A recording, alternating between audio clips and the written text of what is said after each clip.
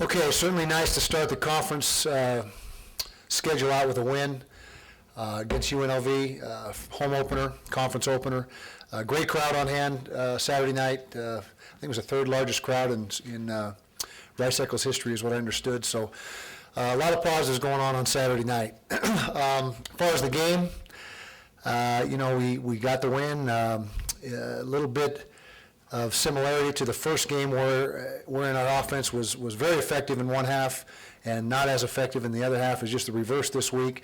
Started out a little bit sluggish in the first half. We had several of the drives. One ended the turnover. One we had a critical holding call to put us in a 3rd and 16 or 17, which is a difficult situation. Had a drop pass. Another 3rd down in that first half. So 3 of the drives stalled in that manner. We scored on 2 of the drives, and there was only a couple other drives besides that. So that accounted for the first half. 14 points, not all bad. For a half of football offensively, but certainly not what we accomplished in the second half. Second half we were very good. Brian was extremely sharp. Execution level across the board was very good. No turnovers in the second half. So a lot of positives in the second half offensively. Defensively, pretty good job. We allowed a couple sustained drives. It's a good back. We obviously know the success he had against us last year. Had some success early in the game in the first half, 80 or 90 yards in the first half. We buckled down in the second half, did a better job tackling. We were much more physical in the front 7 in the second half on defense than we were in the first half. And so defensively, another, I would say, positive performance by the defense as a whole. Didn't create any takeaways. That's something we got to start making happen. We coach it, we stress it, but we came away with 0 takeaways against UNLV, which doesn't do our offense any favors. Nice to get them some takeaways and put them in some short field situations. Special teams wise, Luis Dakota, no field goal opportunities. All of our points came off of touchdowns. He was perfect on his PATs. Punted the ball extremely well. We netted 46 plus yards per punt, which really in the punt game, that's all you look for is what your net average is. And conversely, in your return game, it's what your opponent's net average is. And we netted 13 yards more per punt than did our opponent, I believe was the final stat. So that's a huge field position advantage for us in the punt game. In the return games, we found some improved play in our return games. David Reed did a nice job in the kickoff return game. Almost had one go the distance. He just had the kicker to beat. Didn't get that done, but he did a nice job hitting the return like it's supposed to be hit and finding the crease. John Peel appears to be our punt return guy. He's solidified himself there. So the return game in both aspects, punt return and kickoff return, for the time being, are solidified with David Reed and John Peel. And John had a really nice return that gave our offense the ball inside the 30. I think it was a 23, 24-yard line. So John did a nice job in that respect. Coming up, Utah State, in-state rivalry at their place. We've had some tough battles up there at their place with the Aggies. They're coming off a tough game against Oregon. Oregon's a very good football team, and one of the top 20 teams in the country without a doubt. So that was a tough duty for them, but they'll regroup. I think Coach Guy is doing a nice job up there, and as history will usually proves, it's a difficult place to play, and that we get their best shot. We seem to get their best effort each time we play the Aggies. So that's that. Yeah, D-tackle. I guess I should have addressed the injury situation. We lost Lei Talamavayo, who was Kanape's backup, and then thrust into the starting job when Kanape went down. Lei has a broken fibula, surgery today, in fact this afternoon. Season-ending injury.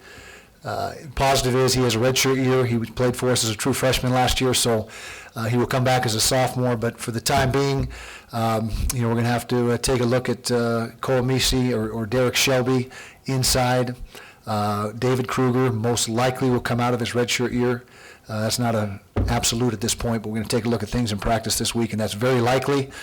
But I can't give you a definitive answer on how it's going to stack up today, but certainly as the week progresses, we got to get that thing solidified and ironed out, and who our too deep is going to be, because when you move defensive ends inside, then all of a sudden you got a shortage at D end. So we'll put something together, and that was the place on the football team that wore the thinnest. If you're going to say where did you not want to get banged up, it would have been a defensive tackle, but that's how things go. Yeah, we do. Just proximity. I mean, the two schools are an hour and a half apart or thereabouts, and a lot of recruiting wars go on between the three in-state schools, and so we do consider it a rivalry. Although as of late, like you said, it hasn't been very competitive as far as the win-loss, but it's a rivalry nonetheless in our eyes. Well, I'm not sure that. Flat is the right word. We did some dumb things, with the turnover, the penalty, like I mentioned. With the new clock change, the drives are cut down. You get one or two less drives than you used to get 15 or 16 drives. Now it's more like 13 or 14 drives in a game. And you get a holding penalty, push you third and long, and turn the ball over, have a drop pass. I mean, you can shoot yourself in the foot a few times and have a little more dramatic effect than it has in the past years.